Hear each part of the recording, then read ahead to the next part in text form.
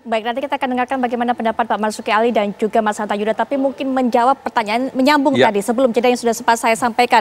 Setidaknya ada satu poin yang sudah dijawab oleh Pak Muldoko bahwa ada di situ, di pertemuan itu berjumpa dengan kader-kader Demokrat, kapasitasnya sebagai seorang Muldoko pribadi, bukan dari istana. Loh, kalau dia bilang itu Muldoko sendiri, coba lihat bajunya, pakai lencana apa dia sekarang itu? Waktu dia bilang dia press conference itu pakai lencana pejabat tinggi negara, selalu bilang dirinya ini Muldoko. Tapi begini, posisinya adalah KSP, Kepala Staf Presiden, lingkaran dalam istana. Nah, lalu dia melakukan gerakan-gerakan politik, sementara posisi itu adalah posisi politik. Pertanyaannya, bagaimana kita bedakan ini? Pribadi Muldoko atau dalam posisinya sebagai KSP?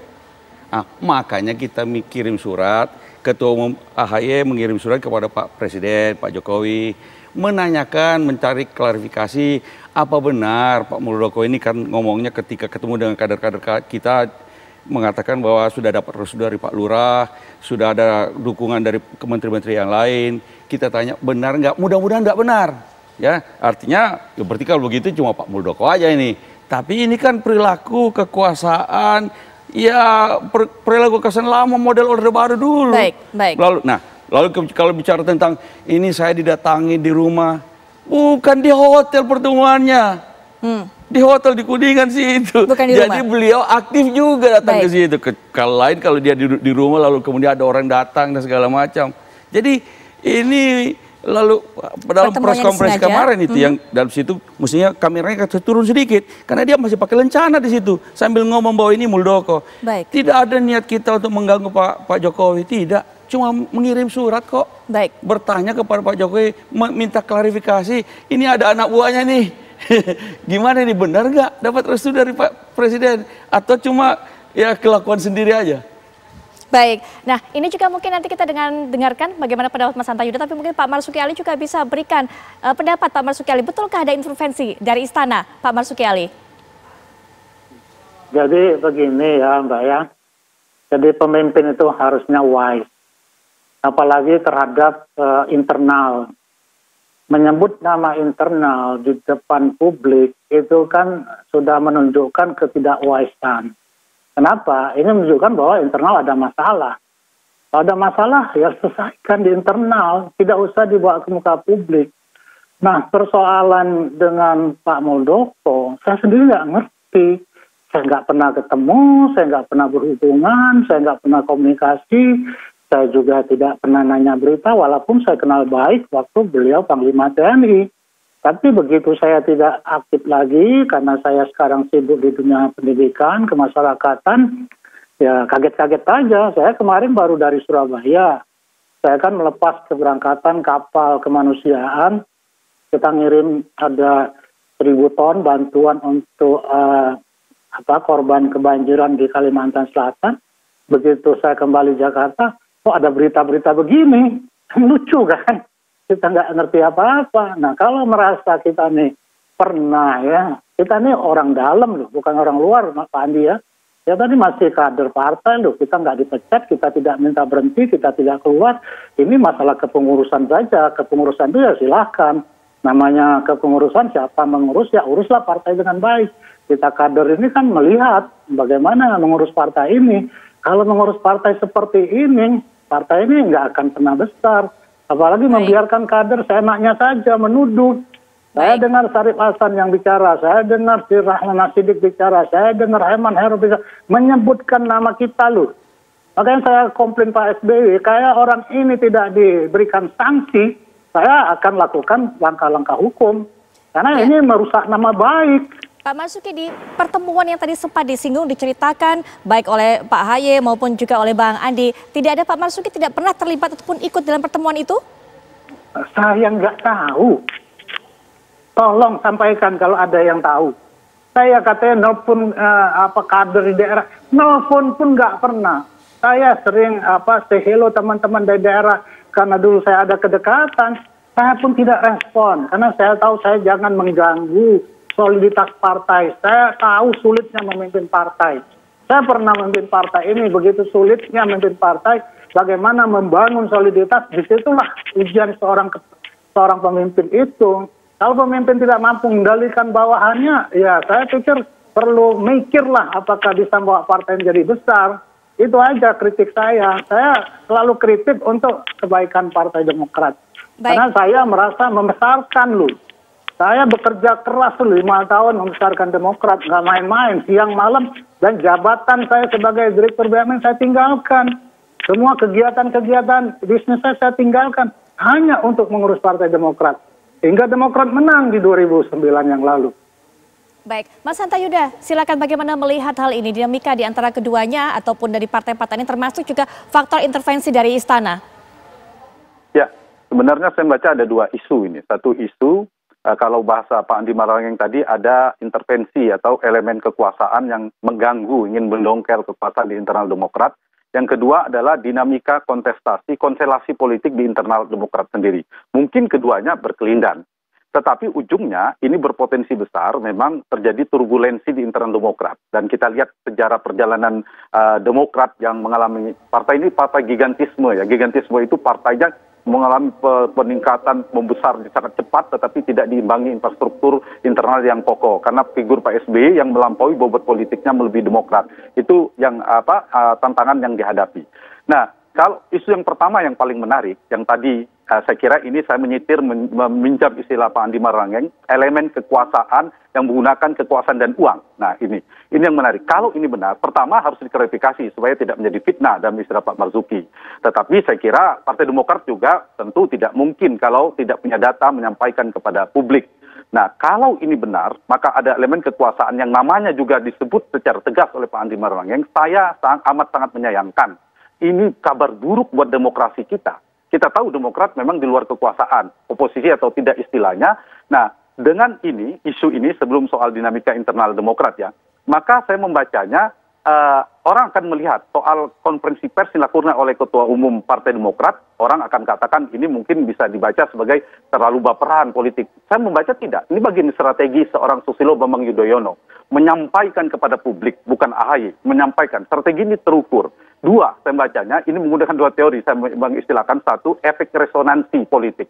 Jadi kalau disampaikan ke publik, getaran politiknya ini bisa kemana-mana. Mengantisipasi, mungkin bacaannya ini sudah posisi agak berbahaya dalam internal Demokrat. Jadi efek resonansi ini sudah menjadi pembicaraan publik dan seterusnya. Yang kedua, Joduka teori.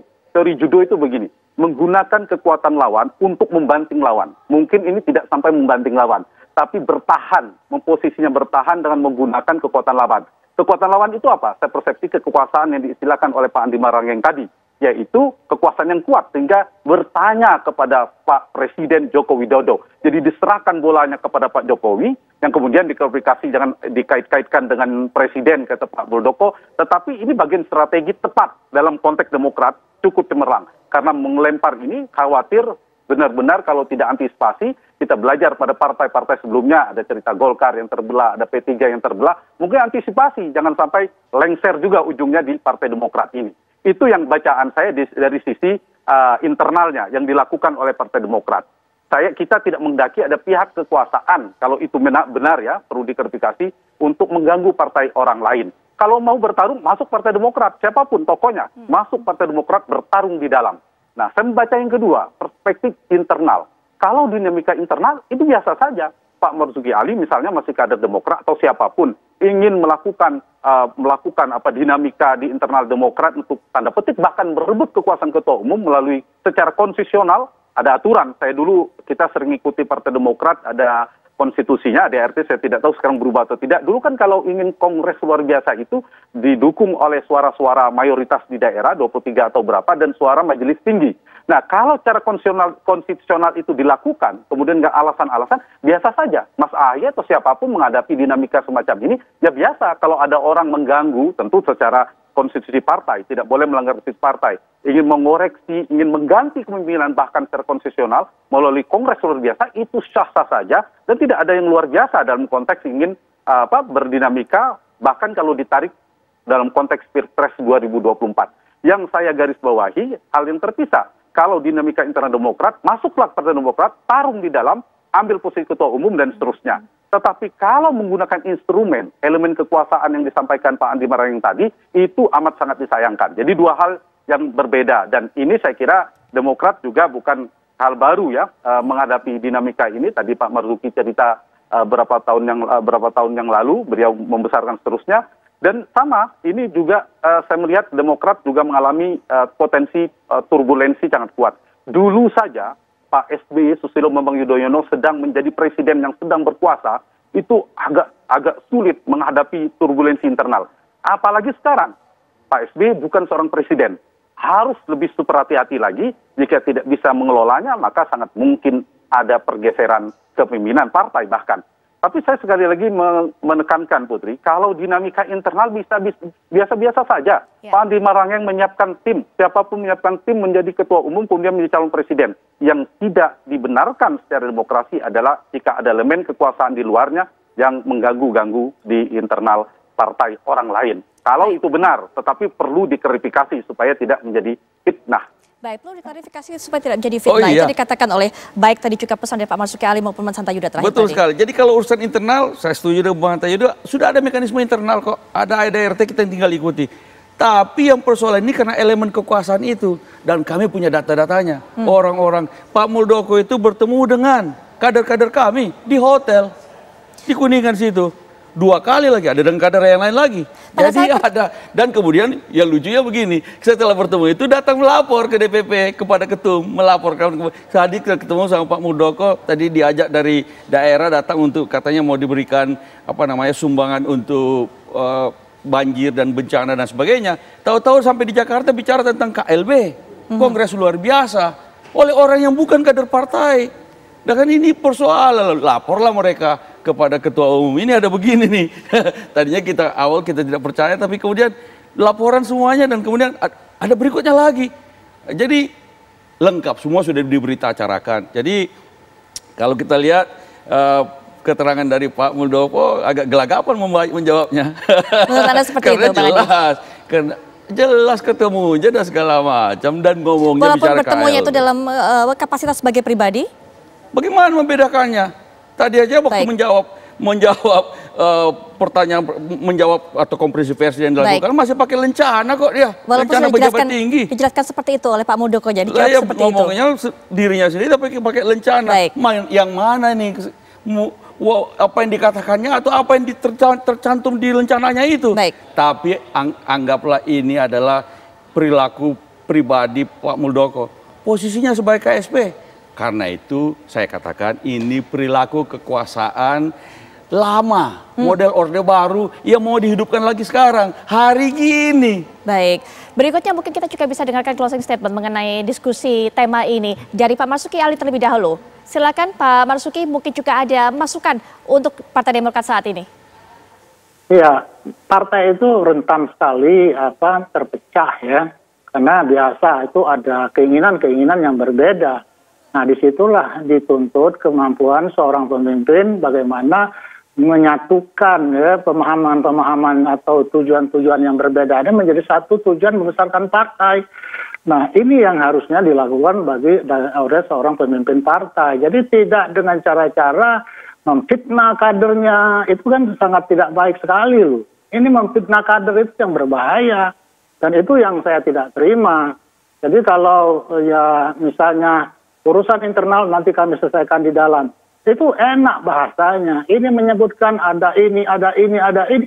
Dan itu diduga. Nah, diduganya ini disebutkan sudah oleh lingkaran satunya nama ini, nama ini. Kan menyakitkan sekali. Kita ini membesarkan partai ini nggak gampang loh. Kita itu berdarah-darah, memenangkan SBY di awal berdarah-darah. Jadi kalau kita istilahnya disudutkan dalam kondisi begini, ya kami kan tidak pernah mengganggu. Artinya ginilah, silahkan mengurus, ya gantian loh. Ngurus ini biasa saja, naik turun biasa jadi pengurus partai.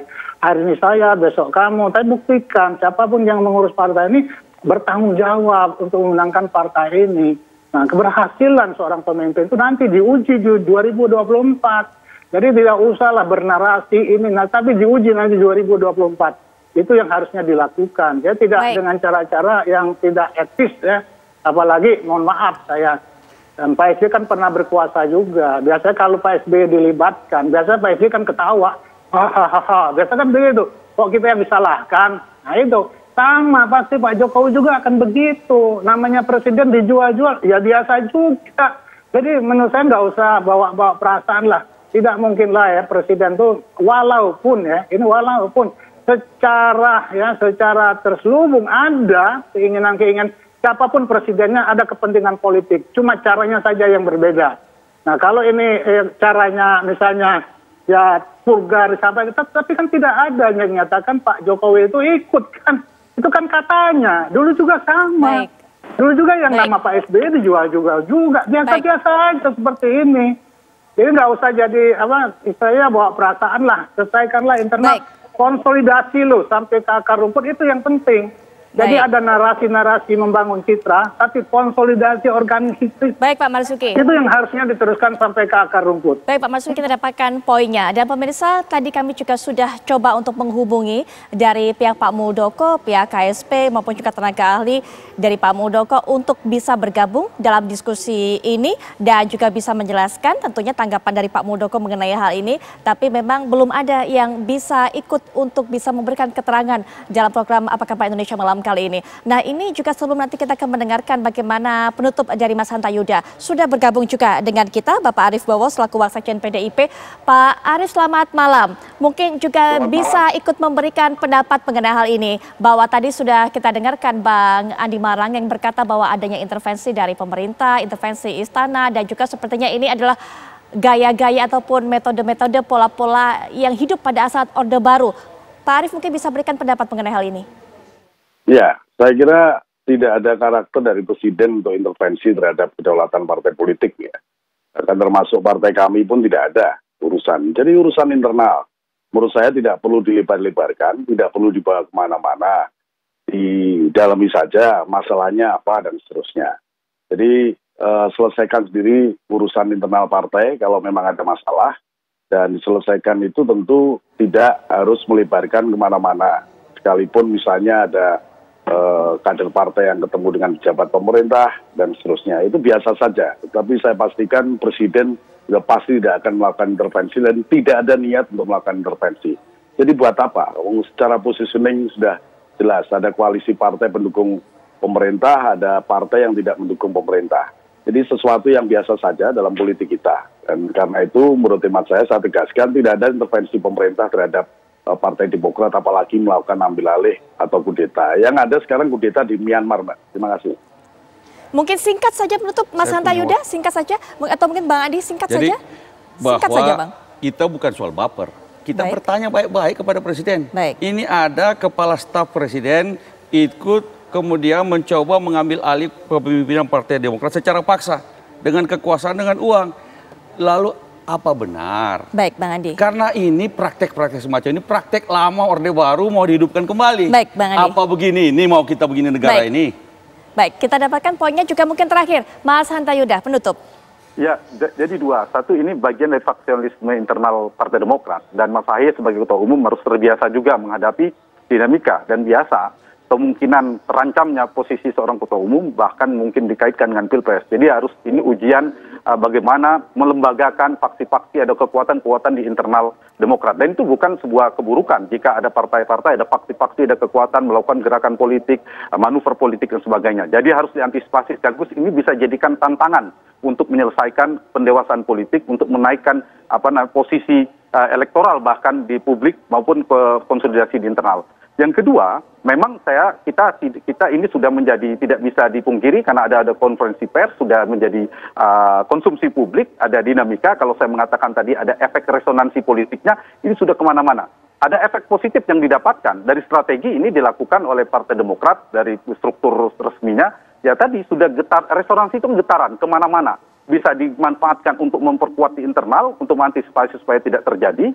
Yang kedua, yang terlepas siapa elemen kekuasaan itu. Yang kedua adalah supaya berhati-hati. Kalau memang benar ada elemen kekuasaan di luar, akan semakin berhati-hati untuk melakukan itu, untuk antisipasi jangan sampai terjadi. Yang kedua, mereka, saya mengulang sedikit tadi, judoka teori tadi, bertahan sebenarnya tidak kuat dalam posisi ini karena partai dua kekuasaan juga ya. Ahy tidak terkuat, tetapi memanfaatkan itu, strategi itu yang digunakan. Tetapi kita tidak mau juga ini harus di-clearkan, jangan sampai apalagi membawa nama presiden. Saya kira harus clear, jika tidak, supaya karena Pak Andi kan yakin sekali mengatakan itu. Barusan dari pihak Pak Muldoko, Mas Arief mengatakan juga sebagai PDIP, Mas Arief mengatakan sebaliknya. Nah, tetapi memang kita tidak sampai jauh sampai presiden ya. Tapi tadi Pak Muldoko secara eksplisit tidak secara tegas yang mengatakan penolakan sepenuhnya. Itu mungkin perlu Pak Muldoko, masukan saya, mengklarifikasi lebih clear lagi, lebih mendalam terkait isu yang sudah bergulir ini. Apapun ini dinamika internal harus diselesaikan oleh Partai Demokrat. Dan dalam politik ya biasa saja. Yang tidak boleh adalah elemen kekuasaan mengganggu partai-partai lain yang harus diantisipasi. Baik, Mas Hanta Yuda. Ya, kita akan tunggu lebih lanjut lagi bagaimana kelanjutan dari masalah ini. Sekali lagi terima kasih Mas Hanta Yuda sudah bergabung dalam diskusi ini. Pak Marzuki Ali terima kasih, Bang Andi terima kasih sudah berkenan datang. Dan Mas Arief, nanti kita akan lanjutkan perbincangan untuk tema berikutnya.